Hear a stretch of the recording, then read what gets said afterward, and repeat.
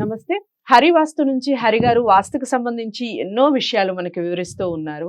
చాలా విషయాలు తెలుసుకుంటూ ఉన్నాం. నేను కూడా కాస్తో కూస్తో నాకు అవగాహన వస్తుంది. వాస్తుకు సంబంధించి నాకు అంత విషయ జ్ఞానం లేనప్పటికీ హరి గారు వీడియోస్ చేస్తున్న దగ్గర నుంచి కొంచెం వివరణాత్మకంగా తెలుసుకునే ప్రయత్నం చేస్తున్నాను. అందులో భాగంగా ఇప్పుడు ఒక మంచి టాపిక్, చాలా మందికి యూస్ఫుల్ ఇది.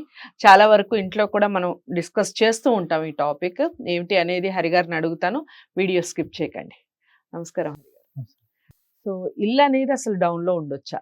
ఫస్ట్ క్వశ్చన్ ఇది. ఎందుకంటే చాలా మంది డౌన్లో ఉన్న ఇంటికి అద్దెకి వెళ్ళటానికి కూడా భయపడతారు.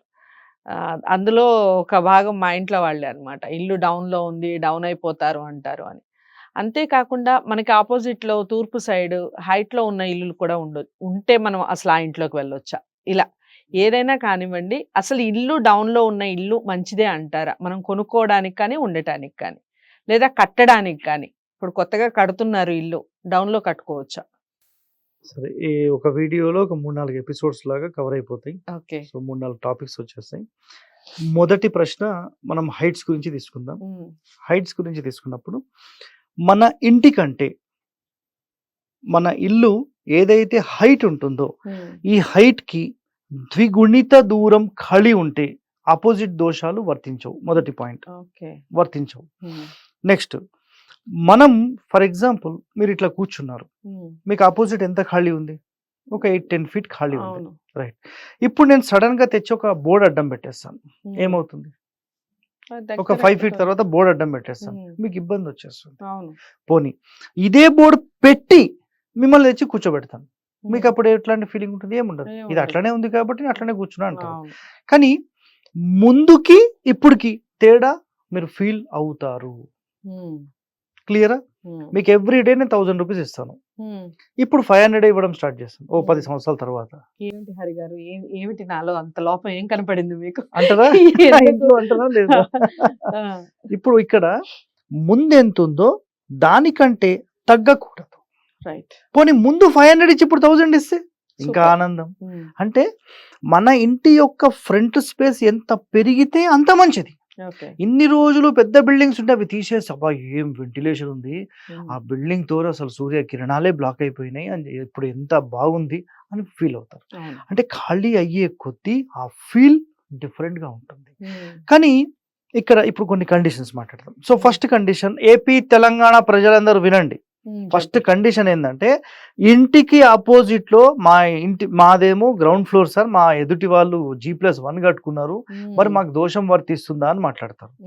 అయితే బేస్డ్ ఆన్ డిస్టెన్స్ ఒక 60 అడుగులు 70 అడుగులు వీళ్ళ ఇంటికంటే ఎక్కువగా దూరం ఉండి, అంటే వీళ్ళకి ఒక 40 అడుగులు ఖాళీ ఉండి రోడ్ ఉండి దాని తర్వాత ఉంటే దాని దోషం పనిచేయదు. ఒకటో పాయింట్. దోషం ఎప్పుడు పనిచేస్తుంది అంటే, వీళ్ళకంటే చాలా టూ మచ్ హైట్ అయిపోయి వాళ్ళకు సూర్యకిరణాలు బ్లాక్ అయిపోయి ప్రాపర్ గాలి వెలుతురు రాక మొత్తం కంజెస్టెడ్ గా ఉన్న ఏరియా అయితేనే వాళ్ళకి ఇబ్బంది, లేకపోతే ఇబ్బంది లేదు. G+1 కో 2 కో 3 కో ఇబ్బంది లేదు. అయితే ఈ రెండింటి ఇండ్ల మధ్యలో డిస్టెన్స్ ఎక్కువ ఉండాలి. డిస్టెన్స్ లేకపోతే ప్రాబ్లం అవుతుంది. అది కూడా ముఖద్వారం ముందు గురించే మనం మాట్లాడుతున్నాం, ముఖద్వారం వెనకాల సంబంధం లేదు. ఫర్ ఎగ్జాంపుల్ మీది పడమర ఫేస్, తూర్పు వాళ్ళు 10 అంతస్తులు కట్టుకోండి, మీకు సంబంధం లేదు, దాని సంబంధం లేదు. ముఖద్వారం ముందు ఖాళీ ఎక్కువ ఉండాలనేది కండిషన్. ఇప్పుడు తూర్పు అయితే తూర్పే ఖాళీ ఉండాలి, ఉత్తరం అయితే ఉత్తరమే ఖాళీ ఎక్కువ ఉండాలి, దక్షిణం అయితే దక్షిణమే ఖాళీ ఎక్కువ ఉండాలి, పడమర అయితే పడమరనే ఎక్కువ ఉండాలి. సార్ మీరు ఏదో మిస్టేక్ చెప్తున్నట్టున్నారు, తూర్పు ఉత్తరమే ఉండాలనేది మళ్ళీ క్వశ్చన్ రావచ్చు.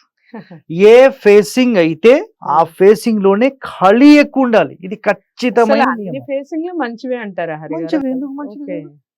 ఇప్పుడు నేను దక్షిణం చూస్తున్నాను, యమధర్మరాజు నన్ను చూస్తున్నాడా? చూస్తుండంటారా? ఏమో, అంటే చాలా మంది ఈ పడమర దక్షిణానికి ఎక్కువగా ప్రిఫరెన్స్ ఇవ్వరు కదా. 100% తూర్పు ఉత్తరానికి 100%. ఎస్ కరెక్టే, కానీ 100% ఇవ్వచ్చు. కానీ కండిషన్స్ ఏంటంటే, అది ఎవరికి యోగిస్తుందో ఒక రేంజ్ లో ఉంటారు, అట్టెట్లా కాదు. మళ్ళీ ఈ తూర్పు వాళ్ళు 100 మంది కలిస్తే దక్షిణం వాళ్ళు 10 మంది చాలు, అంటే 1:10 అంత పవర్ఫుల్ అది. అయితే ఫస్ట్ దక్షిణం పవర్ఫుల్, సెకండ్ తూర్పు, థర్డ్ పడమర, ఫోర్త్ నార్త్. సూర్యుడు ఎక్కడి నుంచి అయితే ఉదయించి ఒక రేస్కి వచ్చిన తర్వాత అందుకుంటాడో అతనే దక్షిణం. అక్కడి నుంచి సాయంత్రం వరకు లీడ్ చేసే వ్యక్తి, మధ్యాహ్నం నుంచి సాయంత్రం 6 గంటలు లీడ్ చేసే వ్యక్తి. సో పవర్ఫుల్ అనమాట. సో ఈ కండిషన్స్ లో ఖచ్చితంగా ఫ్రంట్ ఫేసింగ్ అనేది ఎక్కువ ఉండాలి. ఒకటో పాయింట్ అయిపోయింది. ఓకే. రోడ్డు కంటే డౌన్ మాట్లాడాం. సో రోడ్డు కంటే డౌన్ మాట్లాడిన కండిషన్ ఏంటంటే చాలా వరకు అసలు రోడ్ ఎందుకు హైట్ అవుతుంది అనేది మనం మాట్లాడుకోవాలి. ఎవరైతే రోడ్ హైట్ చేస్తున్నారో, ఎవరైతే మనకు ఈ రోడ్ కాంట్రాక్టర్స్ ఉంటారో వాళ్ళకు ఒక లెక్క ఏంటిది అంటే పాత రోడ్ తీసి మళ్ళీ కొత్త రోడ్ వేయాలి. అవును. ఇది రూల్. వీళ్ళు ఏం చేస్తారు అంటే పాత రోడ్ మీద అట్లనే మళ్ళీ ఇంకో రోడ్ వేసేస్తారు. అప్పుడు వేసినప్పుడు ఆటోమేటిక్ ఇల్లు డౌన్ అయిపోతుంది. మరి దీనికి పరిష్కారం ఉందా? 100% ఉంది. వీడియో చివరి వరకు చూడండి. పరిష్కారం ఏముంటుంది అంటే రోడ్డు కంటే మన ఇల్లు డౌన్ అనేది 100% ఉండొచ్చు. ఓకే. కానీ హైటే ఉండాలి. అదేలా చెప్తాను. రోడ్ ఇది. రోడ్ కంటే మన స్థలం డౌన్ అయిపోయింది కదా. అవును. మన కొంతమంది మహానుభావులు ఏం చేస్తారంటే ముందు అమ్మేశాలని చెప్పేస్తారు. అవసరం లేదు. ఇది రోడ్ అయితే రోడ్ నుంచి స్టెప్ బై స్టెప్ కిందికి దిగుతున్నాం. మన స్థలం ఇది. ఈ స్థలం కంటే ఇల్లు హైట్ లో ఉంటే అయిపోయింది. ఎలా ఉంటుంది హరిగారు? ఇల్లు ఉంది, ఇంటి బయట వరండా మనకు ఖాళీ తిరగడానికి జాగా ఉంటుంది కదా, అది ఇంటి కంటే డౌన్ ఉండాలి.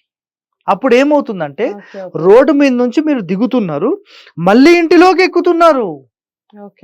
రోడ్డు అలా ఉంచి తర్వాత వెనకాల కట్టుకోవచ్చు. ఇల్లు అనేది హైట్ ఉండాల్సిందే. అంటే ఆల్రెడీ కిందకే ఉన్న ఇల్లును కొనుక్కుంటే ఇంకా డౌన్ చేసుకోండి ఫ్రంట్ ని. Okay, simple. ఇప్పుడు మీ ముందు ఇట్లా రోడ్ ఉంది, ఇంత హైట్ లో రోడ్ ఉంది. ఆ రోడ్ కంటే మీరు ఇట్లా కూర్చున్నారు, ఇది సిట్టింగ్, ఇది ప్రాపర్ వే అనుకోండి, ఇది మీ ఇల్లు. దీనికంటే డౌన్ ఉండాలి, స్థలం డౌన్ ఉండాలి. డౌన్ నుంచి మళ్ళీ పైకి ఎక్కి వెళ్ళిపోవచ్చు.